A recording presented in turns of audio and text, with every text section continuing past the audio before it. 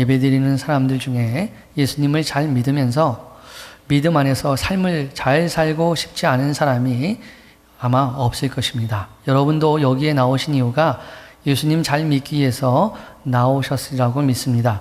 아마도 여기 앉아있는 계신 분들 대부분은 그러하리라 생각되고요. 혹시 옆 사람에게 그러하냐고 물어보시면 진심 어린 마음으로 그렇다고 대답할 사람이 적어도 99%는 되지 않을까 이런 생각을 해봅니다. 그런데 이렇게 믿음 안에서의 삶을 잘 살고 싶어 하는 사람들인데도 불구하고 그렇게 잘 살 수 있습니까? 이렇게 물어보면 믿음 안에서의 삶을 잘 살고 있다고, 내가 그렇게 잘 살고 있다고 대답하는 사람이 그리 많지 않다는 것입니다. 여러 가지 이유가 있겠지만 그 중에 한 가지는 두 마음을 품고 있기 때문이다 이런 생각을 하게 됩니다. 하나님께서 우리를 기대하고 소망하는 내가 아닌 내가 마음속 깊은 곳에서 우러나오는 그 나를 그대로 두면서 내 행복을 위해, 그래서 내 개인의 행복이 인생의 커다란 목적인 것처럼 그렇게 살고 싶어하는 마음과 동시에 의롭게 살면서 하나님 앞에 인정받고 싶어하는 마음들이 있습니다.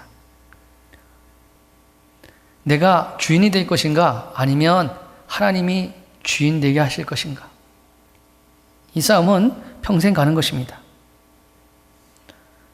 돈 잘 벌고 잘 살고 명예를 얻으면서도 하나님도 잘 믿는 사람이 되고 싶은 것이 우리의 심장입니다. 근데 예수님께서는 엉겅퀴가 무화과를 낼 수 없다 이런 말씀을 하십니다. 내가 원하는 욕망을 이루면서 하나님께 칭찬받을 만한 믿음 생활 잘하는 것은 불가능하다 이렇게 말씀하시는 것입니다. 여러분 정말로 예수님을 잘 믿으면서 믿음 안에서 잘 살고 싶다면 우리 가운데 있는 이 생각을 바꾸시는 것이 참으로 중요합니다. 우리가 열매 있는 삶, 하나님이 기뻐하시는 열매 맺는 삶을 살고 싶다면, 하나님이 원하시는 그러한 삶을 살고 싶다면, 정말 믿음 안에서 사는 삶을 원한다면 우리가 가지고 있는 그런 이중적인 생각들을 뽑아 버리셔야 합니다. 진정 믿음 안에서 사는 삶을 기대한다면 우리가 갖고 있는 생각들을 바꾸셔야 되는 것입니다. 예수님의 제자 중에서 수제자 베드로가 있습니다. 베드로는 예수님의 부르심을 받아 제자가 되었습니다. 예수님의 부르심을 받았을 때에 얼마나 감격적이었을까요? 예수님의 제자로 부르심 받은 것이 불러주심에 대한 감격도 있지만 내가 원하는 성공의 길로 들어설 수 있는 그런 중요한 선택을 했다 이런 생각을 가지게 된 것이죠. 예수님께서는 언젠가 베드로를 비롯해서 제자들에게 함께 어떤 지방을 가자고 이야기하셨어요. 그 지방이 어디냐면요, 가이사랴 빌립보입니다. 이 가이사랴 빌립보 지방은 도시인데 굉장히 특별한 도시라고 할 수 있습니다. 빌립 왕이 1세기 초에 이 도시를 새롭게 정비를 했습니다. 확장 공사를 해서 당시 로마의 황제 가이사에게 이 명예를 돌린다고 해서 이름을 가이사라고 붙였어요. 근데 공교롭게도 지중해 근처에 또 가이사라가 있었어요. 그래서 구별하기 위해서 어떻게 불려졌냐면 빌립 왕에 의해서 만들어졌다고 해서 가이사라, 빌립보 이렇게 불러지는 아주 황제의 도시라고 할 만큼 화려한 그런 도시였습니다. 이런 도시로 예수님께서 제자들을 데려간 것입니다. 예수님이 로마로부터 독립하여 왕이 되시면 이 가이사랴 빌립보는 이 엄청난 이 도시는 자기들이 함께 다스릴 수 있는 도시가 되는 거 아니겠습니까? 베드로와 그 제자들이 꿈꾸는, 기대하고 소망했던 그런 꿈들을 이루어줄 엄청난 도시가 되는 것 아니겠습니까? 그 기대감에 황홀했죠. 그런데 예수님께서 이런 기대감을 가지고 있는 제자들을 향해서 묻는 것이에요. 너희는 나를 누구로 하느냐? 여러분, 하나님께서 우리에게 오늘 이 질문을 하신다면 여러분은 뭐라고 대답하시겠습니까? 예수님은 나를 위해 십자가를 지신 나의 구원자이십니다. 정답인 것 같기도 하고 우리가 늘 들어와서 대답을 잘 한 것처럼 생각될 수 있습니다. 예수님은 나의 구원자이시기 때문에 이렇게 고백하는 것이 아름답게 생각되어집니다. 그런데 우리의 이런 고백 속에 주님을 향한 기대보다는 나를 향한 기대가 숨겨져 있다는 사실을 여러분이 잘 잡아내셔야 됩니다. 예수님이 나의 구원자이십니다. 그런데 어떤 구원자입니까? 나를 위해 십자가를 지신 구원자입니다. 실제 나를 위해 십자가를 지신 나의 구원자이십니다 라는 문장 속에 그 포인트는요, 구원자보다는 나를 위해, 우리 삶 가운데 나를 위해, 예수님은 나를 위해서 존재하는 예수님, 하나님은 나를 위해서 존재하는 하나님, 하나님이 나에게 중요한 이유는 내가 있기 때문에 중요하다, 이렇게 생각하는 것이죠. 세상 사람들은요, 자신이 원하는 것을 얻기 위해서 신을 믿습니다. 어떤 종교든지 간에 신을 찾는데 그 이유가 뭐냐면 자신이 원하는 것을 얻기 위해서 신에게 비는 것입니다. 그래서 그런 사람들이 어떤 행동을 하냐면 자기가 열심을 내고 정성을 다하고 그래서 그 신을 잘 섬겨주면 그 신은 나의 소원을 들어줄 것이다, 이런 생각을 하고 있습니다. 기독교 신앙은 자기 소원이 중심이 아닙니다. 하나님의 약속이 우선입니다.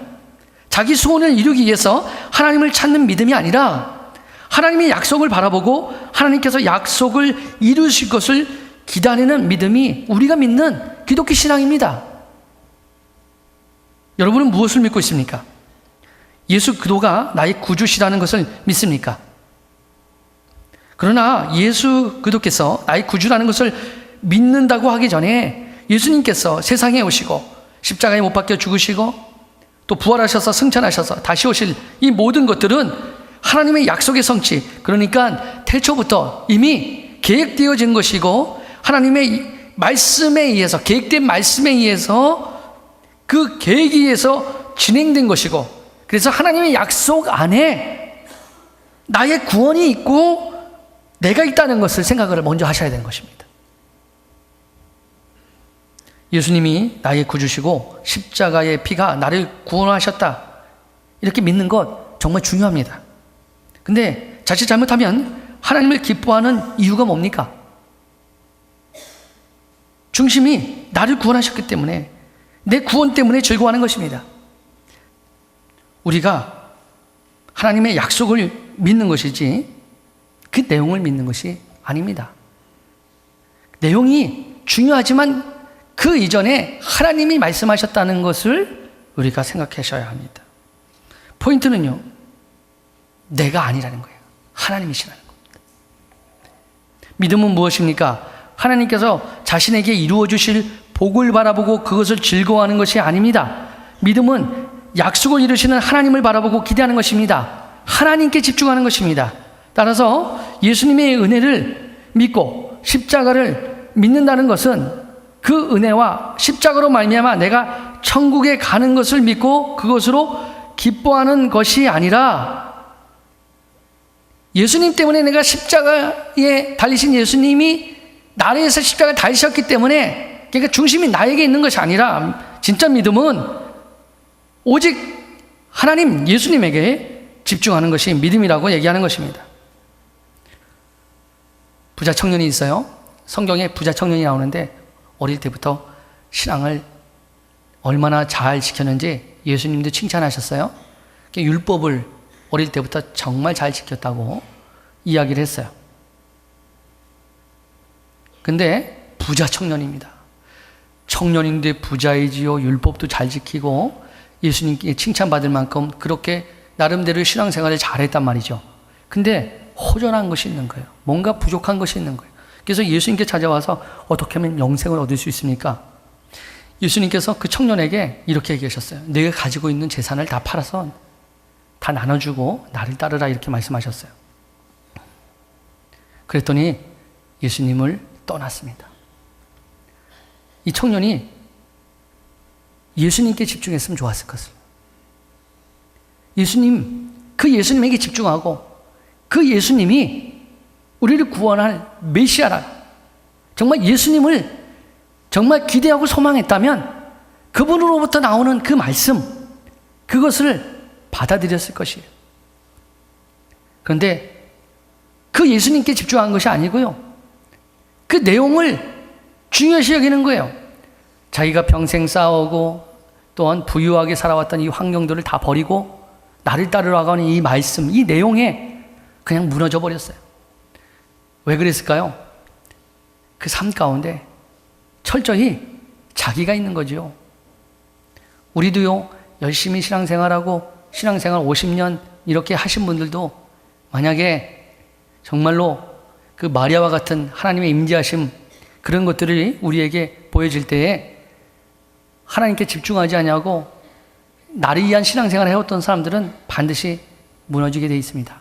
신앙생활 50년하고 40년하고 이런 신앙의 길이가 중요한 게 아닙니다. 어떻게 신앙생활을 해왔나? 나를 위해서요. 신앙생활을 해왔나? 아니면 정말 예수님, 하나님 오직 그분, 우리의 주님 되시는 우리 하나님께 집중했는가? 이것이 중요한 것입니다. 나를 위해서 예수님을 믿는 것이 아니라 나 자신이 예수님을 위해 부름받은 자라는 것을 믿는 것이 중요한 거예요. 믿음은 나를 보는 것이 아니라 말씀하시고 그 말씀을 이루시기 위해서 행하시는 하나님을 바라보는 것입니다. 베드로가 자신이 원하고 기대하는 삶을 만들어가기 위해서 예수님을 선택했습니다. 베드로가 그런 생각을 가지고 선택을 했죠. 어떻게 보면 자기 성공의 수단이 예수님인 것이죠. 그런데 주님은 기대하는 것과 다르게 십자가를 지시는 거예요.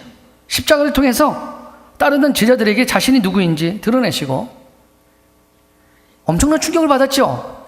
자신이 생각했던 그런 예수님이 아니라 십자가를 지시는 예수를 통해서 어마어마한 충격을 받았습니다. 근데 이게 굉장히 중요한 거죠. 베드로가 이 십자가 사건을 통해서 부활의 주님을 만나게 되고 예수 그리스도께서 누구신지 이제 알게 되는 것입니다. 우리도 신앙의 여정 속에 이런 충격이 있어야지 예수님을 알 수 있어요. 나를 위해서 살아왔던 그런 삶이 정말 상상도 못할 십자가를 지는 엄청난 충격을 경험하고 나서는 진정으로 예수님이 누구인지를 경험하게 되는 것입니다. 예수 그리스도를 알게 된 베드로에게 마가의 다락방에 성령님께서 강림하셔서 성령의 임재를 통해서 복음을 전하는 자로 살게 됩니다. 그러나 그런 성령님을 경험한 베드로라고 하지만 여전히 바뀌어져야 될 생각과 습관들이 남아 있습니다. 우리에게도 마찬가지예요. 우리가 그렇게 하나님을 경험하고 성령의 임재를 경험했다 할지라도 우리가 끊임없이 싸워야 되는 거예요. 내가 주인이 될 것인가? 하나님이 주인이 될 것인가? 끊임없이 싸워야 되는 것입니다. 어느 날인가요? 낮잠을 자고 있는데 꿈을 꾸게 됐어요. 보자기가 내려오는데 그 보자기 보니까는 부정한 동물들이 아주 잔뜩 들어있는 거예요. 이게 하나님께서 잡아먹으라고 얘기하셔요. 그래서 이렇게 얘기합니다. 하나님, 내가 어릴 적부터 이 부정한 것은 손도 대지 않았습니다. 근데 어떻게 이 부정한 동물을 잡아먹겠습니까? 일단 하나님께서 뭐라고 말씀하시냐면 내가 깨끗게 했다 이렇게 말씀하시는 거예요. 내가 깨끗게 했으니까 잡아먹으라. 그러다가 잠이 깼어요.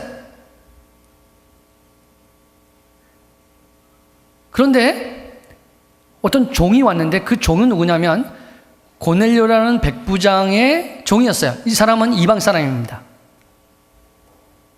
이방 사람들은 이스라엘 백성들이 어떻게 생각했냐면요. 그 보자기에 쌓여져 있는 그 부정한 동물처럼 여겼어요. 그래서 이방 사람들하고는 상종하지 않았습니다. 여러분 생각하는 혐오스러운 게 있을지 몰랐는데 그 혐오스러운 것을 하나님께서 뭐라 하냐면 내가 깨끗하게 했어. 그러면 여러분 그 혐오스러운 것을 받아들일 용기가 있으세요? 혐오스러운 그 내용물에 집중하면요 절대 못 받아들입니다. 근데 그걸 누가 얘기했느냐가 중요한 거예요. 하나님이 얘기하셨어요. 그러니까 받아들였습니다. 그래서 그 종을 따라서 가봤어요. 종을 따라서 갔더니 고넬료가 있는데 갑자기 무릎을 탁 꿇는 거예요. 그러면서 하는 말이 내가 하나님 앞에 있나이다. 깜짝 놀랐죠. 그런데 더 놀라운 것은요, 베드로가 이제 말을 시작하자마자 성령님께서 임재하시는데 자기에게 성령님이 임재하시는 건 물론이고요, 그 보자기에 쌓였던 그런 부정하다고 생각했던 이방 사람들에게 성령님이 임재하신 거예요. 그걸 보고 깜짝 놀랐어요. 아, 하나님께서 이방 사람들도 깨끗하게 하셨구나. 베드로가요, 내용에 집중했으면 절대 이런 하나님 앞에 순종을 못합니다. 하나님께 집중하는 것, 그게 믿음입니다. 하나님께서는요, 이 베드로를 통해서 놀라운 일을 하셨어요. 이 순종하는, 하나님만이 바라보는 베드로를 통해요, 우리에게 복음이 들려주도록 기회를 열어주셨습니다. 베드로가 이제 이방인들과 식사도 하는 그런 이제 형편이 됐어요. 식사도 같이 하게 됐어요.